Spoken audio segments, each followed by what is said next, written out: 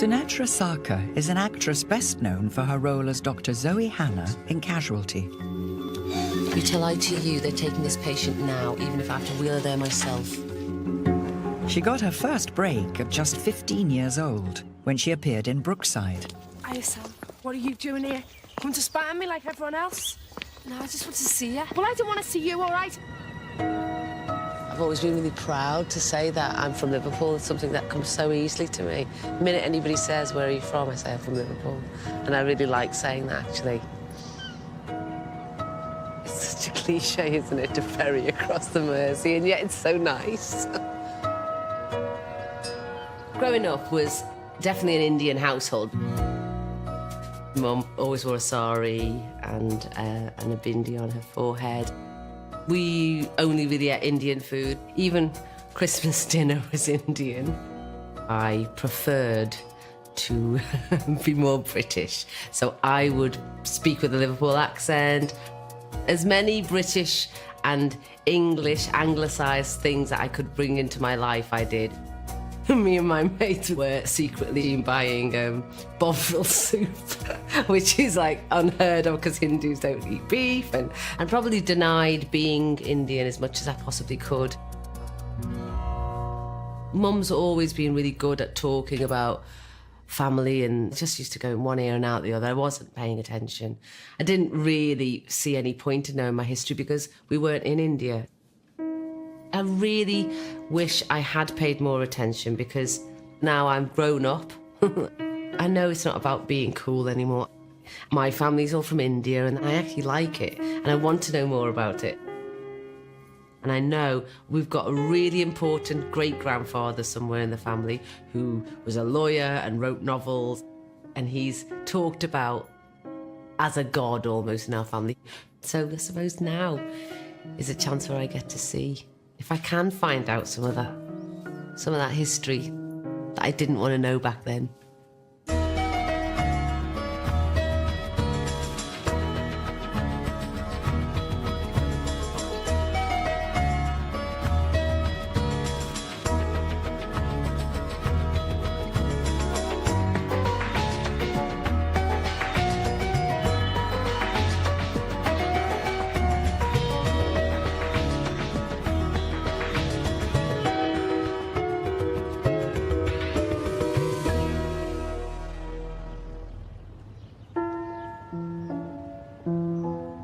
Sunetra's parents settled in Liverpool after moving from Kolkata in India a few years before Sunetra was born. She's come to see them to find out more about her great-grandfather on her mother's side, who was a revered figure in the family. Hello! Hi! Oh, hi, Mum. How are you? All right. Hi, Dad. I want to have a little chat with you, Mum. Dad, did you put the kettle on? You can do the teas. You make a great cup of tea. One sugar, please. Let's go in, Mum. OK, so what I've realised, Mum, is that I don't actually know a lot about our family history. So before I start this journey, I want to ask you to tell me the things that you probably already told me that I didn't listen to. Where do I start from? I can show you a picture of Ma and Dadu. I have heard about him as Dadu, is my mum's dad. Yeah, your granddad. I mean, everybody talks about him. Which one is he? There he is. OK. My Is mum that you? was very, yeah. Oh, that's wow. right. I can see that's you straight away. And this is better picture of Dadu. So Dadu is this sort of character in the family that you all talk about. What was his full name? Dr. Naresh Chandra Sengupta. He was the famous lawyer and He was the lawyer and the writer. And the writer. He was in touch with all the great literary figures of that time. And even Tagore, whose name you hear all the time. Yeah, I know him. Yeah, he knew him. And He's like the Shakespeare of India, isn't he, almost? Yeah. And actually, Tagore wrote a letter to him. Saying what? It's almost a letter of apology. You've got the letter. I've got the letter here. The letter to Naresh from Rabindranath Tagore, India's greatest ever writer, has been hanging on a relative's wall for decades. And this is his signature. What is he saying in this letter? That I like your books, I like what you're writing? No, he's not saying that. I know that this kind of letter is not easy to write. Very few people can write a letter like that. Sometimes trying to hurt each other, we get ourselves into a trap. I hope now we have both come out of that. So I don't know exactly what he's talking about. Trapped. Maybe you can Find out? Yeah, maybe I can. Then we'll know. And did he have any brothers or sisters? We just know his one younger brother and younger sister, Charuprabha Sengupta, who actually went to the prison at one time. What his sister did? Yeah. Why? Because she was involved in freedom movement. She was very emancipated woman. How old was I don't know she? the exact story about that. Mom. It's quite rock and roll, isn't it? She went to prison. It must have been quite a big deal. Seemed like there was a bit of a mystery behind what did that letter really mean. So that intrigues me. And it also intrigues me that there's a sister of this great-grandfather of mine who went to jail for who knows what. So I think we might have to go to India to find out a bit more. Sunetra is travelling to Kolkata, in India, where her great-grandfather Naresh used to live.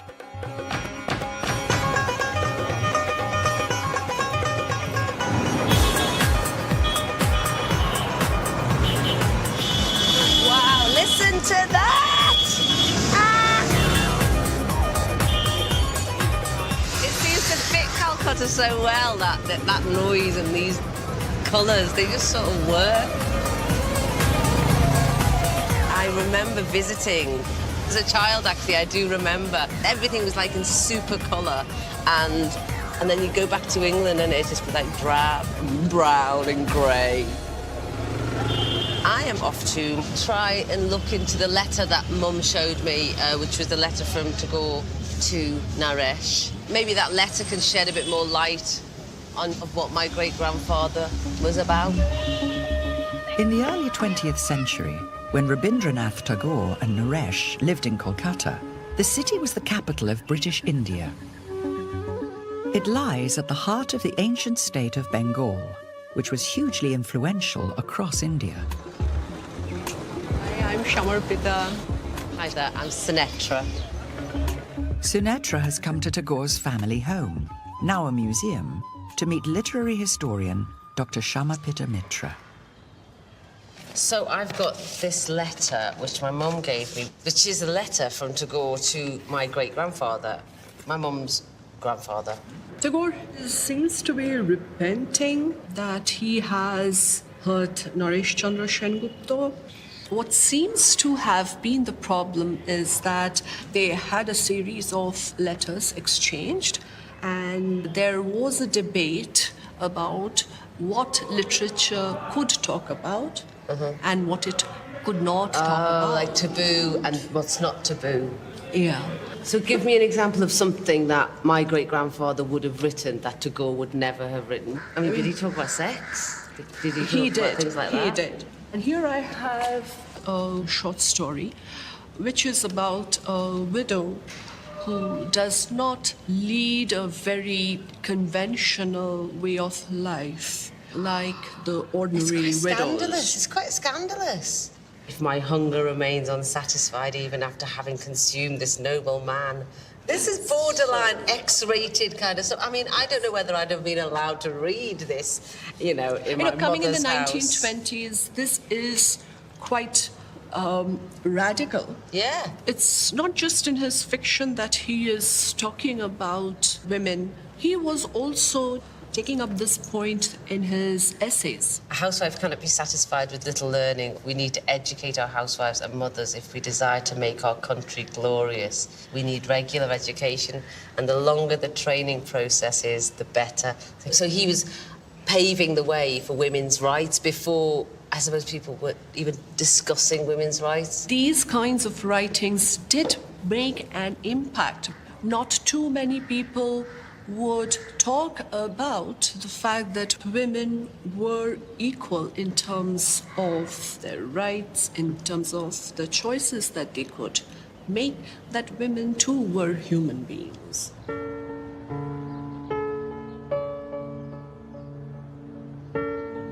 I felt quite proud to hear that my great-grandfather, he was a bit daring and he was going away from the norm, and I think I recognise a bit of that in me. I'm not your average anything. I don't think I fit in a box quite as easily as, say, some people do. So it really resonated with me, that.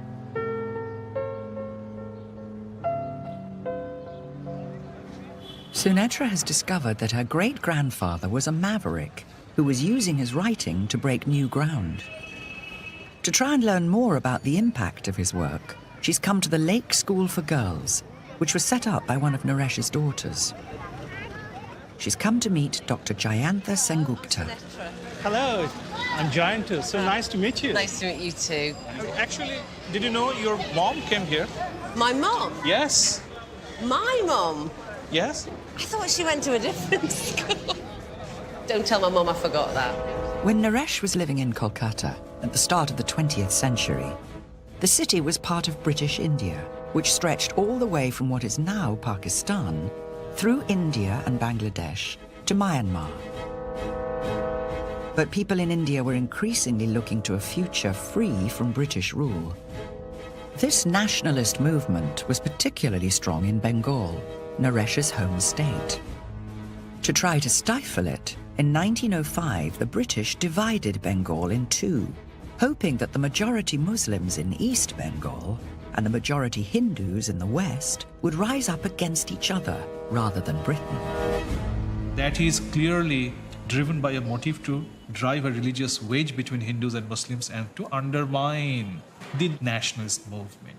And it is against that decision to partition Bengal in 1905 that your great-grandfather translated a very dangerous book. The Bengali version is banned by the British, and we are lucky to have an original copy of this translation. Of his translation of of his that translation. book? Yeah. Oh, wow. This is it. The novel is actually about one of the first rebellions against British imperial rule. A real one or a fictional A real one. Also has Yeah. Vande Mataram, which is India's national yeah. song. Its translation into English for the first time also appears in this book. Hail thee, mother, to her I bow. So it's an ode to your motherland, which the British consider to be extremely dangerous. It eventually comes to be sung by other nationalists across the Indian subcontinent. And this song sort of was the anthem to that movement. Yes, Right, it's the okay. anthem to the nationalist movement. Okay. Yes. Naresh had translated a song which became a rallying cry for Indian independence. And by translating it, he'd made it available to a far wider audience, not just Bengali speakers. Instead of pitting Indian against Indian, the partition of Bengal had backfired, fanning the flames of the nationalist movement. And if you read this, especially here, you will see a reference to the singing of the national song Vande Mataram. Oh, yeah. Yeah. But official orders were issued that no procession could be allowed and that no organised shouting of the national song Vande Mataram or any other such cry should be permitted. One man was mercilessly beaten and thrown into a tank. Another was felled senseless. Bystanders in lanes were also assaulted by the police, who made attacks upon them with clubs. So given the way that the police treated people who dared to sing Yes. this song in the streets, Yes. would you then say it was either foolish or extremely brave for somebody to, at that same time, be translating the song? Absolutely, absolutely. This is a book which is, a very dangerous book to touch at that time. And he is not only touching it, he is translating it. So he is addressing a wider reading public who are getting the message of that book for the first time because of his translation. So it's a huge, huge risk to take. It's high treason. I knew he was a feminist and he was very much into women's rights and education, but I didn't realise he was at the forefront of politics as well. He was very, very politically active. He was in the thick of it. I would like to see and hear something.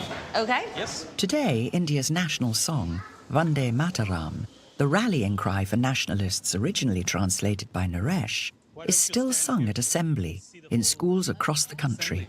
Wow. Guest of honour. I feel quite Yes, you are. very flattered.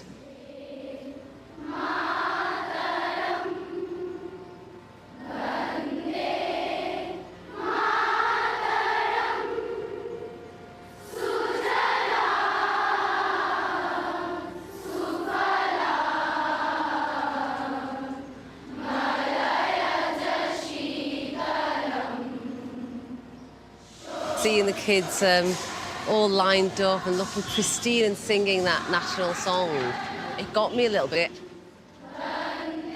It sort of symbolises a lot.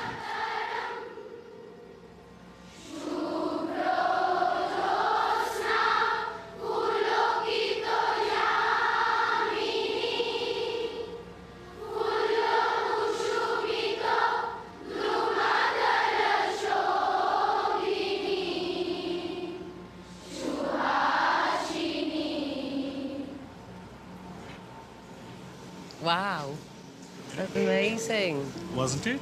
Thank you, thank you. I mean, I was already proud to say, guess what, my great-grandfather was something to do with women's rights, but now I'm finding out that he brought the message to nationalists that it was okay to fight against the British Empire. I'm really quite humbled to be part of that somewhere along the line. So, yeah. 6 years after the partition of Bengal, in 1911, the British finally gave in and reunited the state. Naresh's goal had been achieved. But Naresh had a younger sister called Charuprava, who was also involved in the nationalist movement.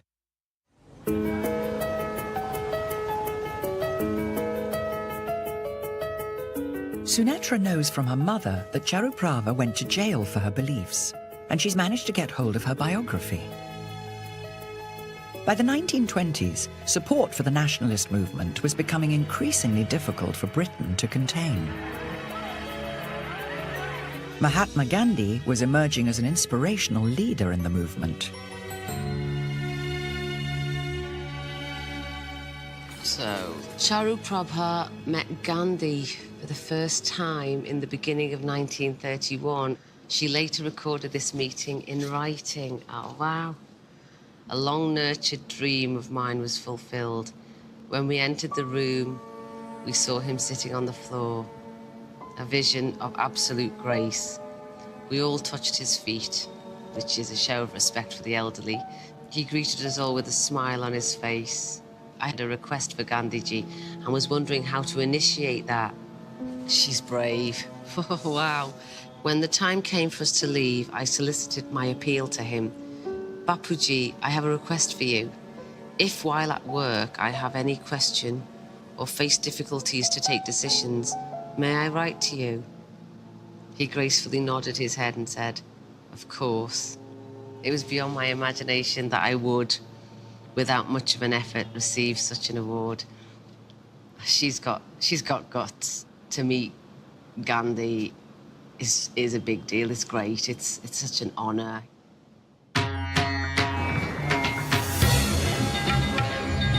To find out whether her great-great-aunt Charuprava ever took Gandhi up on his offer of advice, Sunetra has come to meet Shamista Dutta Gupta, an expert on the role of women in India's independence movement. Hi, Shamista. Shall we sit down? I've got some questions to ask you. So I've got some information that I found out about my great-grandfather's sister, Charuprabha Sengupta. I think one of the most amazing paragraphs I read was about the fact that she had actually met Gandhi. And I'm intrigued to know, did she get in touch with him again? Do you know? Absolutely, she did. They were in touch through letters and in person also.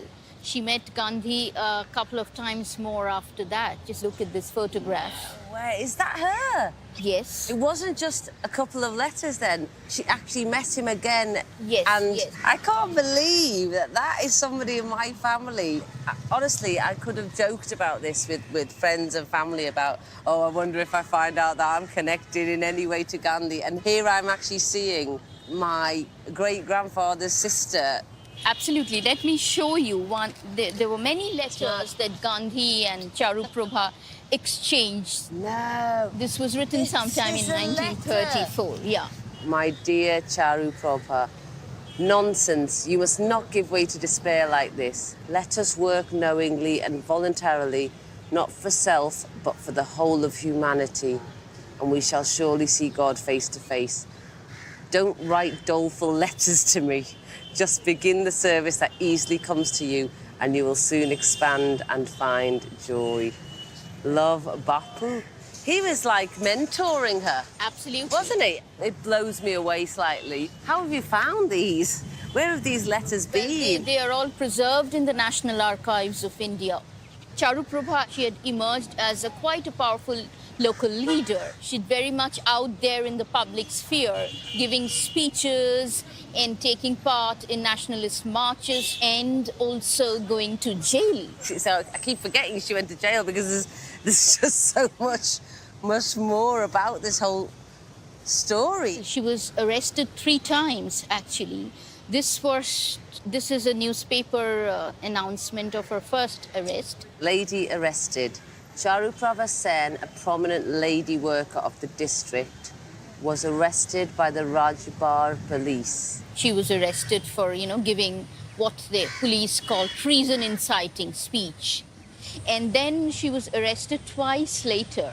The next time was in 1932, when actually she was imprisoned for nearly 16 months. What? 16 months? Yeah, absolutely. This is a pointer to the kind of sacrifices and the challenges that, Charuprabha and women like her who participated in the nationalist movements actually had to take on themselves. Service to the nation was more important to her than anything else.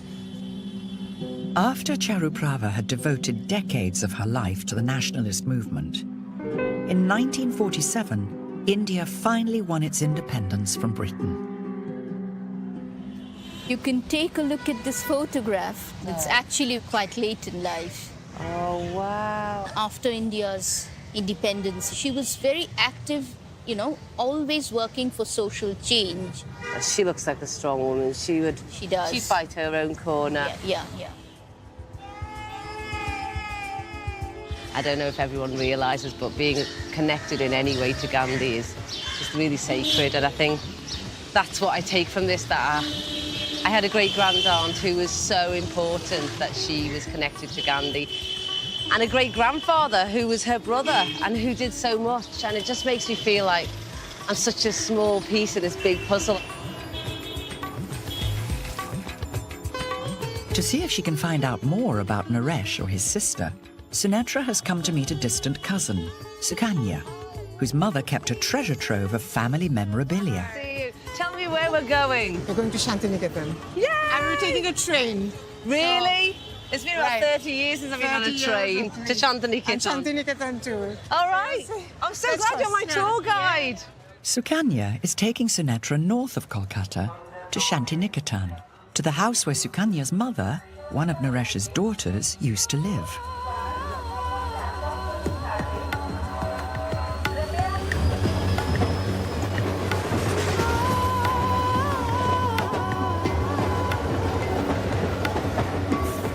This, right? Oh, no. I wish I didn't. What was I thinking? Oh, look at you with your glasses. Oh, Remember God. those really big glasses? That was probably the last time I went to Shantiniketan. I was 15. I think so. Oh, hello. Ooh, someone's coming along. Oh, Hello. no. Want to see him make it? Will you make one for me? It smells divine. This is the house. Yes. My mother left the house in 2008, and she's got a lot of old stuff from the entire family. Okay. Okay. We've got 10 rupee. Look at that. So tomorrow morning, could we go there and have a little look? We're going there. Fantastic. Yes. Did you recognize any of this? But this is it. Yeah, Which was straight there. Yeah. Oh. No, this is it. Yeah, it has built up a lot more. Yeah, built up a lot. No one has lived in the house since Sukanya's mother passed away, leaving her family archives stored here. When you're older. That's right. You know what I mean? I thought this was like, when I was little, this was huge. Okay, do you remember this room? I think I do, slightly. I mean, a part of me wants to say, yes, I do, but I don't, not 100%. Okay. Wow, look at these books. I mean, it's like But we've walked into a museum. I mean, look at that. 8 years it's been empty. We come off and on. And there's that Noresh again. Yes, again. So where is this box of goodies? Where are we going to start? All right, let's see. I know she's very organized. I was expecting a cupboard of saris and jewellery and maybe a few books and stuff, but this is like the most organised admin library ever. I know. Here are the ones that say Baba Ma. So. Oh, okay. Oh, wow. So look at this. Why don't you? Oh, so this is a duplicate copy of the passport. Let me have a little look at what it says. It says, Mr. Naresh Chandra Sengupta, accompanied by his wife, Mrs. Labanya Prabha Sengupta, maiden name Bakshi. Oh, my God. I've never seen a picture of him this young, and I've never seen a picture of her. Yeah. It's funny, you know, because I didn't have any idea what she might look like. So hang on, let me see this. Let me see this. Place and date of birth. Catalia. So she came from Catalia. And he was from Bashi. Right, but look at this visible distinguishing mark. What's the visible So his visible distinguishing mark. Read it out to me. Black spot on left side of forehead.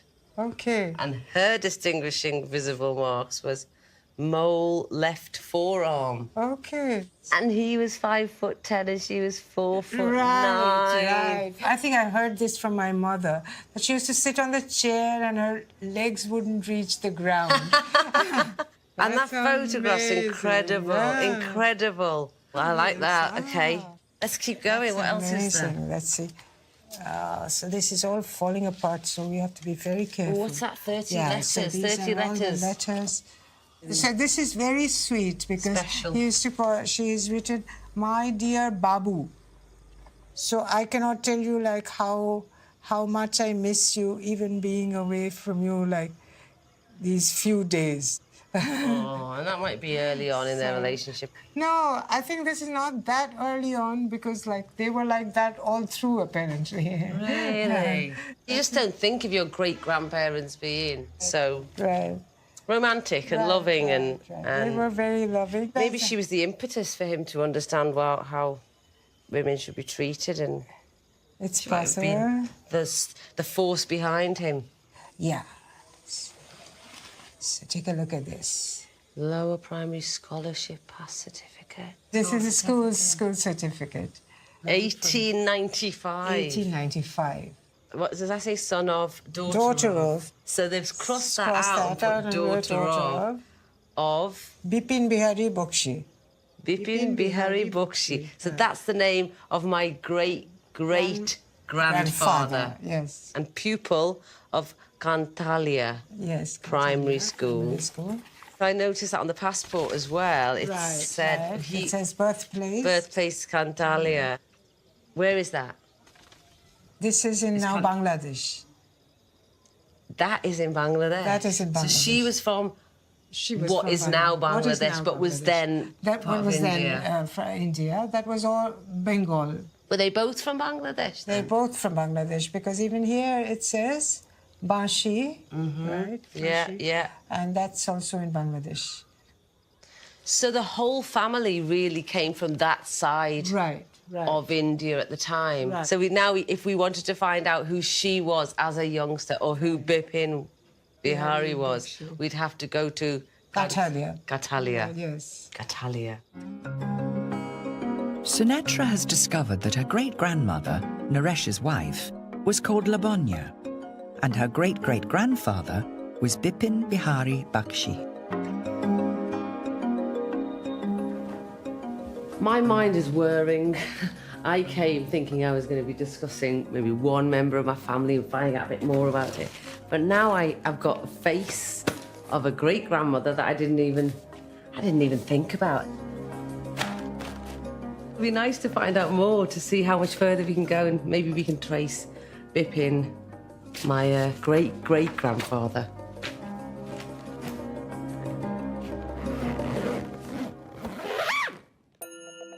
Cantalia, where Sunetra's great-grandmother was born and went to school, is a village in Bangladesh, a couple of hours' drive from the capital, Dhaka.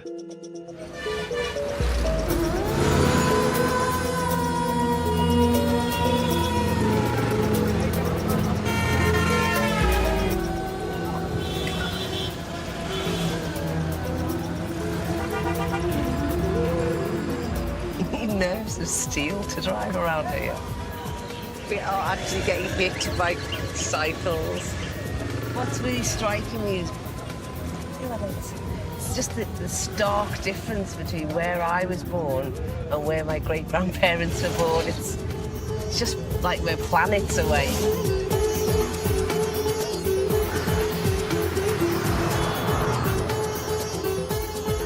Cantalia is home to around 600 Bangladeshi families.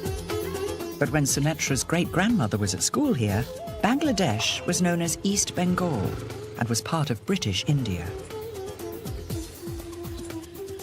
It's so sort of simple and very basic.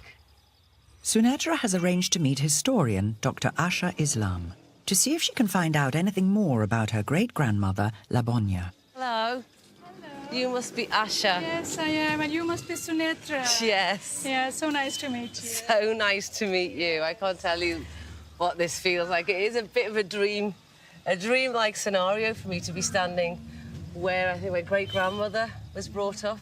So I've got something I want to show you, which I never thought I'd be holding, but it is my great-grandmother's school certificate. Oh, my goodness. I know. This is so wonderful. And it says on here that, it's crossed out son of and it's made daughter of. Yes, because in the second half of the 19th century, it was not normal for daughters to go to school. I can tell from this certificate that she came from a very liberal family, very enlightened family. How would you know that? Because this is proof that her father felt that girls should have an education. Wow, that's been a theme, that has been such a theme in my journey and discovery. From the very name, Bipin Bihari Gupta Bakshi, the very title says that you came from an aristocratic family. This Gupta Bakshi title is an aristocratic title. No. It's the title of the landowners. This land document, it shows the area of the homestead of the Bakshi family. So there are 1, 2, 3, 4 houses, which comes to the total area of 6 acres. And the family which lived in a homestead of 6 acres would have hundreds of acres of cultivatable land. So what you're saying is if you have 6 acres of homeland, you'd have far more around you. Hundreds and hundreds of acres of farmland surrounding that homestead. I see. Wow. Which shows that they were a big landed family. They were a big landed aristocracy. That's something I didn't know for sure. They were, we call it zamindar. The landlords of the homestead. And this is the name, Bipin Bihari Gupta Bakshi. This is your great-great-grandfather. And there are 5 names here who are the sons of Bipin Bihari Gupta Bakshi. The first son is Jagadish Chandra Gupta Bakshi. And so these are Labonya's brothers. Her brothers. Sunetra has discovered that her great-great-grandfather, Bipin Bihari Bakshi, was the landlord of Cantalia village. And his eldest son, Labonya's brother, was Jagadish, Sunetra's great-great-uncle. Their house would be the best house in the village, the best house in surrounding villages. They would have clean drinking water. So I get the picture. I get what you're saying. They were treated very well. They were the kings of the area. You know, a zamindar is actually the king of his little area. No. Yes. You can get a glimpse of how good a lifestyle they had. This is an article that your great-grandmother, Labanya Prabha, wrote in around 1920. This is her memories of her childhood. No way. Yes. I was saying the one thing I'd really like to know, gosh, it's making me quite emotional, is that I'd like to have known what she was like, because I'm all about emotions and I deal with emotions as an actor. These and are so heavy I was hoping I'd find something that would at least give me an idea of what she was like. This is gold dust to me and to my mum and to so many other people, I can't tell you. I'll save that. Thank you. Okay.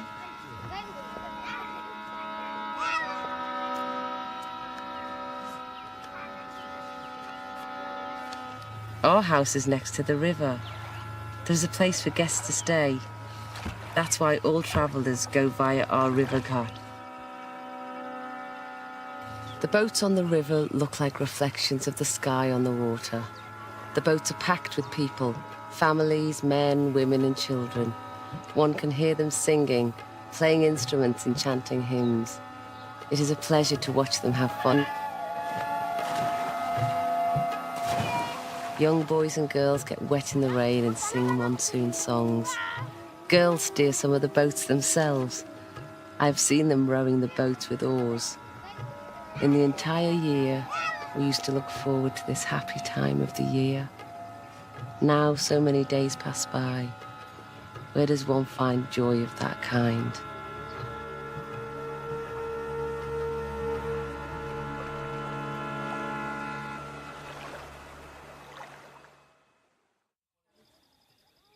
Sunetra has come to meet Narayan, one of the oldest people in Cantalia, to see if he remembers anything about her family. Namaskar. Namaskar. Namaskar, namaskar. Hello. Kemun achen? I'm very well. Very well. Fine. Fine, fine. Fine. My mother's grandmother was Labanya Prabha, and Labanya's father was Bipin Bihari Bakshi. Did you ever know them at all? Yes, I know everything. Bipin Bihari Bakshi. That's my great-great-grandfather's name. Tarpore Jagadish Bakshi. You don't look old enough to be able to remember him. How old are you? Kota boys? 92. Wow! উনাদের সঙ্গে থাকতাম, ডাক দিত, আমপারতাম, একটা কথা বলতো না, নিয়ে আয়, এটা নিয়ে আইতাম। Do you think you ever met Labanya? হয়তো হয়েছে, তখন আমি স্মল ছিলাম। I can small, very small, কিন্তু ছিল। বাচ্চাদের সঙ্গে তো খেলাধুলা করতাম, তো এখন তো বড় হয়ে মনে নাই। আচ্ছা, ঠিক আছে। ঠিক মনে নাই। It's amazing that I've found somebody who আপনাকে আমি knows মনে them. হয় আপনাকে আমি দেখেছি, আমার মনে হয়। feel like you না, know কিন্তু me. মনে হয় না, অবশ্যই। তারপর জমিদার বক্সি বাবু উনি ছিলেন জমিদার, খুব সুন্দর মানুষ, খুব সুন্দর, very nice. This is long, this Babu, this young, very young. আমরা যখন ছিলাম। I understand, yes. You understand? I am understanding. তখন আমাদের সঙ্গে আমরা দাদু বলতাম, দাদু। Very good. Yeah? Very good. So they did treat you well. You were treated. আমরা সবাই খুব সুন্দর ছিলাম তখন। আমরা সবাই গ্রামে আমরা খুব ভালো ছিলাম। Sunetra has discovered that when her great-great-grandfather, Bipin Bihari, died, after Labanya had moved to Kolkata, Jagadish became the landlord of Cantalia. So where exactly do they live around here? Do you know? এখানে বাড়ি ছিল, house এটা ছিল। It's still here now. দেখতে পারেন, আমি নিতে পারবো। Yeah? Yes, yes. Will you take me? Oh, that'd be so nice. Thank you. Sure. You lead the way. Hey, hi. This is great.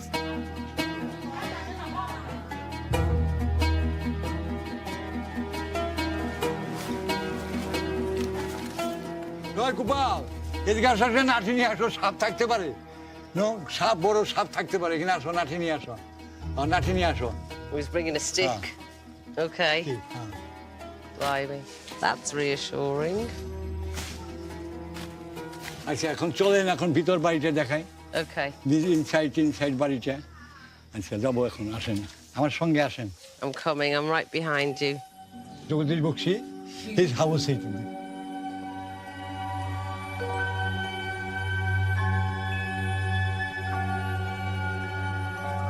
Oh, wow. কত সুন্দর মন্দির ছিল অনেক অনেক সুন্দর very good. It must have been so beautiful. I could see a tiny bit of cornicing, which suggests there was some incredible carving on the ceiling. ওখানে মনে মন্দির ঠাকুর কারণ বলে দিয়েছিল ওখানে সবাই আমরা মান্য করতাম মানে আমরা খুব লাইক করতাম আমরা সবাই প্রণাম করতাম এবং আমাদের ভালোবাসতো দুষ্টামি করবে না লেখাপড়া করবে আমাদের ভালোবাসতো খাবার দিত অনেক খাবার আছে তাদের কাছে অনেক খাবার Sounds like this was a really opulent, grand, special, big home where everybody came in a temple like this to be built. দেখাই চলে দেখো একটু পরিষ্কার করো সাপও থাকতে পারে গোপাল এনে যাওয়া যাবো না ভাই হ্যাঁ এখান থেকে ঢুকবার রাস্তা ছিল এখানে না That was the entrance. That was how you got in.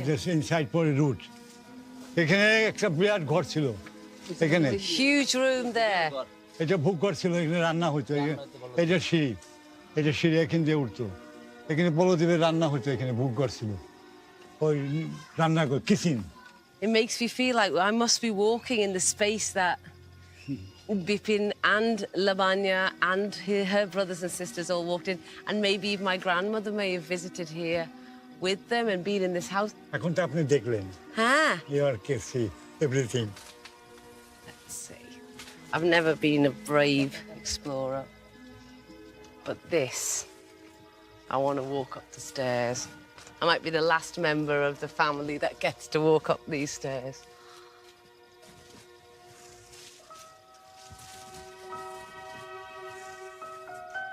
How amazing for me to be able to get up here and you know, see where they used to live. It's huge. It's absolutely huge, and this is just the bits that I can see.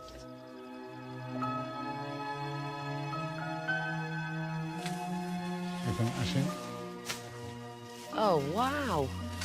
এখানে একটা ধানের ঘর ছিল না থাকার ঘরও ছিল building আছিল থাকার রুম একটা বিল্ডিং ছিল stay here building Just by the river. আর এখানে একটা ছিল I don't even know what I've just walked through. I feel such a rush of history and walking back in time, almost going through a house that's obviously decrepit and so old, but that used to be clearly palatial and a house which entertained everyone in this area. I'm getting the feeling that, you know, my family was in some way so revered and they were so kind and they helped each other, and it just made me, I think I had a bit of a revelation of my own, which is that I didn't really like talking about the fact that my grandmother died in a really horrific way. She was cooking and her sari caught fire and she died. And the whole family, nobody really talks about that, but she was really special to a lot of people. That was just my grandmother. So I never looked beyond her. And I think if she knew that I was walking through her grandfather's house, she would just be, I think that would just make her so happy, and my mum.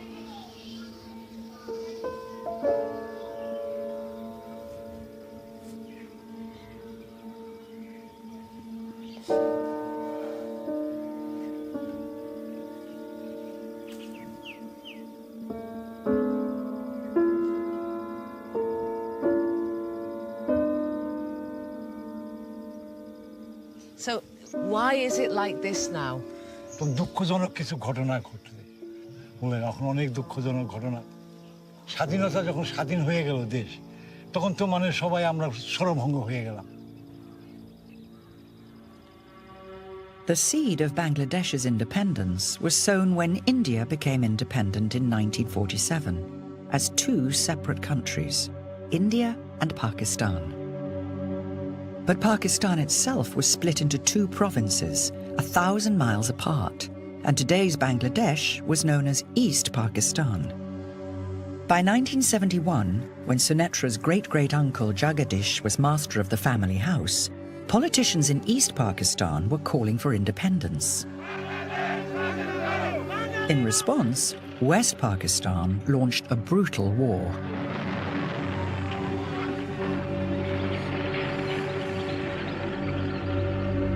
Sunetra has come to Bangladesh's National Martyrs Memorial to find out about the war. Let's sit down and I'll show you some documentary evidence of what actually happened. Huh? Okay, yeah. She's meeting Ali Sarker, who helped to set up Bangladesh's Liberation War Museum. And this is a huge article that appeared in the Sunday Times of June 13, 1971. Okay. Then you will get a brief idea about what it was like when we were being pursued by the Pakistani soldiers. I witnessed at close quarters the extent of the killing. I've heard the screams of men bludgeoned to death. I have witnessed the brutality of kill and burn missions. I was repeatedly told by senior military and civil officers in Dhaka, we are determined to cleanse East Pakistan once and for all of the threat of secession, even if it means killing off 2 million people. The West Pakistan Army in East Bengal is doing exactly that, with a terrifying thoroughness. Where were you living when this was going on? Dhaka, I left my home. I was part of the freedom fighters. But you chose to fight. I chose for the to right fight reasons. because I knew that I didn't want to live like this, a subjugated individual. Do you know what astonishes me is that we're talking about 1971. That's just like, that was only like back then. Yeah, It was like, it was just before I was born. It just feels too recent to hear about something as gruesome and harrowing as that. Most of the ordinary soldiers were not enlightened or educated. I was witness to at least one interrogation of one Pakistani soldier, and this guy said that they were instructed by their officers to go ahead and kill all Bengalis. Muslims and Hindus. Muslims and Hindus, and rape the women, through whom they'd be able to raise a new generation of children who would be true Pakistanis. So they were asked to father the children through this rape. They were told to come over and actually rape the women and then keep the women in the hope that they were custody, pregnant. yes. And then they said that these will be true Pakistanis. I will show you another little document. This gets worse. This is by Dr. Nalima Ibrahim.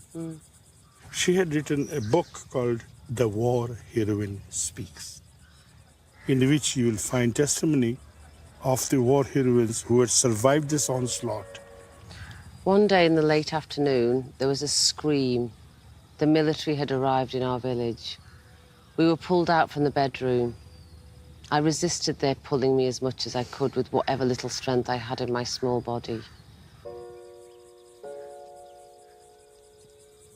I changed places and captors many times since that afternoon.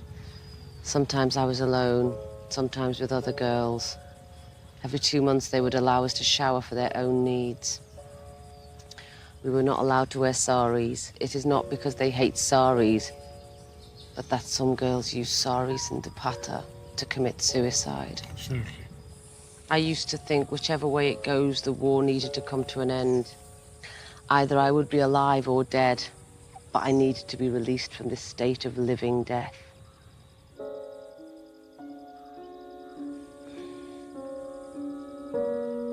It is still contested whether the extensive use of rape was actively encouraged by some military leaders or was an unplanned horror during a brutal war, one which also saw Bangladeshi fighters commit atrocities. But after 9 months of fighting, tens of thousands of women had been violated and hundreds of thousands of people killed.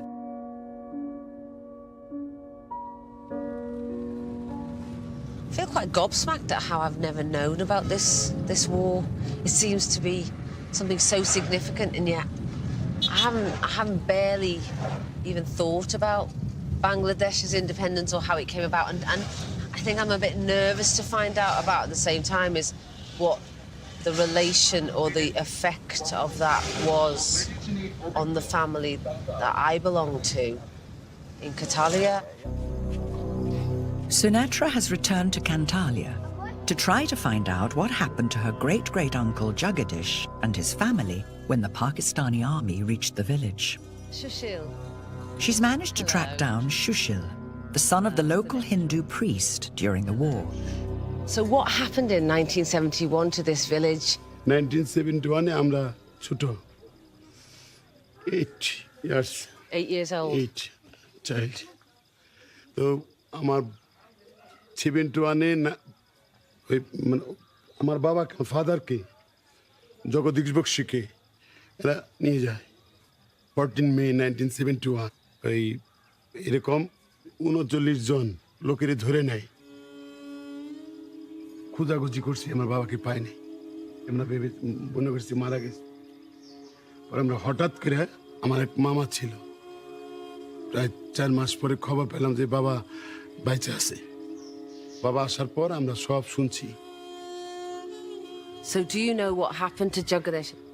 When your dad returned, did he have any news about what might have happened to them? ঢুকে 39 জন লোকেরে সারা দিন ভরে পিটায় মারপিট করে এই পাকহানাদার বাহিনীরা পিটায় মিলিটারিরা পিটিয়া অজ্ঞান কইরা অত্যাচার করে খুব প্রেশার ক্রিয়েট করে মার দেয় বাবা ব্যানার সার্চ করে বাবারে নদীতে ফেলে দিল আমরা পরে বাবার মুখে শুনছি যে ওনা যতটি লোক নিয়ে গেছিল সবাইকে ওনারা মেরে ফেলছে That's not what I wanted to hear. এটা আমরা শুনছি শুধু একা বাবা বাইচে আসছিল So, given that we know that Jagadish died, what happened to the rest of the family that were living here? তখন আমি তো ছোট ছিলাম আমরা অতটুকু জানি না গ্রামের অনেকেই জানে তখন তাদের অবস্থা কি ছিল কি হলো তখন ছোট তখন তো বোঝার উপায় ছিল না I understand. Sunetra has discovered that in May 1971, 2 months into Bangladesh's War of Independence, Jagadish, her great-great-uncle, was murdered. I've sort of submerged myself into this family, this distant part of family that I never knew of. I've sort of grown quite close to them and wanted to know little bits here, there and everywhere. And now I know how horrifically, sadly, wrongly somebody died in our family. It's a bit of a blow.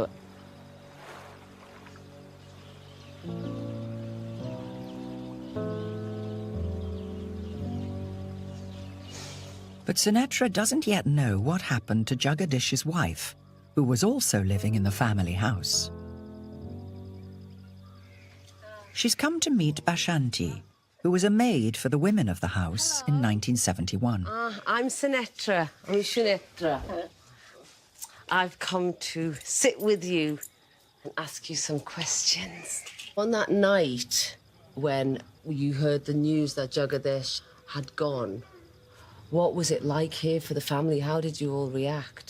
অনেক কষ্ট হয়েছে তখন তো সবই সিকরি খাওয়া খাদ্যি ঠাইগুলো বন্ধ হয়ে গেল ওই আমরা একটু চাটা কইরা দিতাম বিস্কুট মিস্কুট ফল টল কাইটা দিতাম ওই কিছু কিছু কইরা খাইয়া থাকতো কি করবো তারা খালি কাঁদছে পাগলের নাগাল থাকছে সবই বুঝাইছে তাগো So did they stay here during the fighting?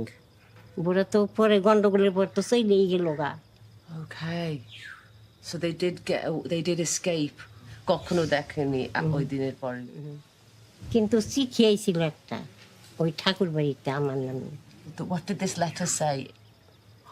তোর সাথে কথা কই আহিনি মানে যখন ইন্ডিয়া চলে গেল আমি সামনে দাঁড়িয়ে আছিলাম আমার সাথে কথা কয় নাই আমিও কথা কই নাই কথা কইলে কান্দাকাটি হইতো মানুষে জানতো So has there been anybody from that side of the family that's ever returned to the village? না আসেনি কেউ না? Nobody? খালি প্রথম Oh, I'm so proud to be that person to come and say hello and to thank you for everything that you've done for my family years and years and years ago. Thank you. এই গ্রামে অনেক সুন্দর একটা জিনিস আপনি পরিবার থুয়ে গেছে, চলেন দেখিয়ে নিয়ে আসি। আমাকে দেখাবে? যখন জগদ্দীপবাসীর বউরা চলে যায়, ইন্ডিয়াতে যায়, এই মূর্তিটা তখন আমাদের কাকাকে এটা দিয়ে যায়। Do you know, you can just feel something really serene in here. And I'm going to offer some flowers because I know that my mum would be very proud of me if I did that.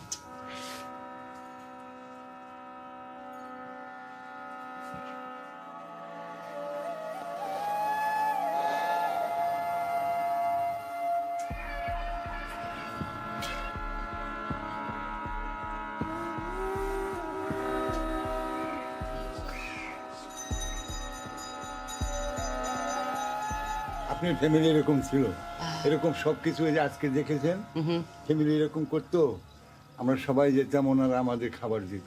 Today I will feed you all, like my ancestors fed your families. আমাদের খাওয়াবেন, আমরা খুব খুশি হব। And I will also be very happy. আপনিও খুশি হবেন। We'll all be happy together. Happy আপনি। Thank you. Thank you. You're very welcome. Okay. Bess? Next. Thank you. You're welcome. Thank you, very, very big thank you. Very, very thank you back. Hi. This whole journey has been full of surprises. I think I came blind but curious. I'm blind in a way that I suppose I'm quite ashamed to say because I was in complete denial of my Bengali root. I think I was so keen to be a British girl from Liverpool, and I was so and I still am so proud of that. But that was really what my identity began and ended with for me. And now I couldn't be more Bengali. I'm wearing Bengali clothes, I'm eating Bengali food, I'm mixing with Bengali locals.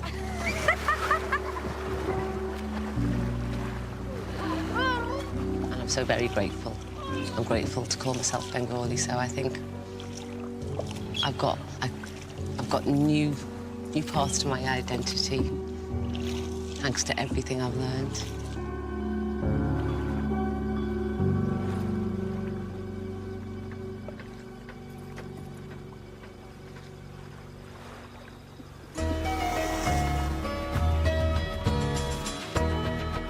And there's more Who Do You Think You Are at the same time tomorrow on BBC Two.